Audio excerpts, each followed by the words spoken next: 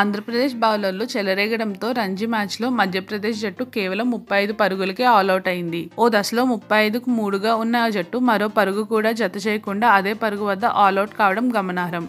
గాయం కారణంగా గౌరవ్ యాదవ్ క్రీజ్లోకి రాలేదు. దీంతో ఆంధ్ర జట్టు 307 పరుగుల తేడాతో ఘన విజయం సాధించింది. మధ్యప్రదేశ్తో ఇండోర్లోని హోల్కర్ స్టేడియంలో జరుగుతున్న రంజీ మ్యాచ్లో ఆంధ్ర టీం 2 ఇన్నింగ్స్లో 132, 301 పరుగులు చేసింది. తొలి ఇన్నింగ్స్లో 91 పరుగులు చేసిన మధ్యప్రదేశ్ 343 పరుగుల లక్ష్యంతో బ్యాటింగ్కు దిగింది. ఆంధ్ర బౌలర్లు శశికాంత్ 18 పరుగులు ఇచ్చి 6 వికెట్లు పడగొట్టి ప్రత్యర్థి జట్టు పతనాన్ని శాసించాడు. మరో బౌలర్ విజయ్ కుమార్ 17 పరుగులు ఇచ్చి 3 వికెట్లు తీశాడు. దీంతో 35/3గా ఉన్న మధ్యప్రదేశ్ జట్టు ఈ బౌలర్లు చెలరేగడంతో అదే స్కోర్ వద్ద ఆలౌట్ అయింది. మొత్తం 7 బ్యాట్స్మెన్ డకౌట్ అయ్యారు. 23 బంతుల వ్యవధిలోనే పరుగులేమీ చేయకుండా మధ్యప్రదేశ్ చివరి 7 వికెట్లు కోల్పోయింది.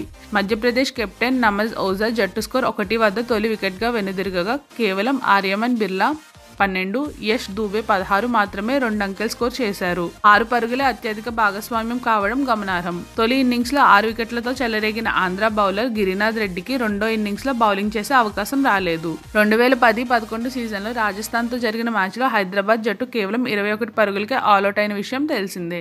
ఇలాంటి మరిన్ని అప్డేట్స్ కోసం మన ఛానల్ను సబ్స్క్రైబ్ చేయండి.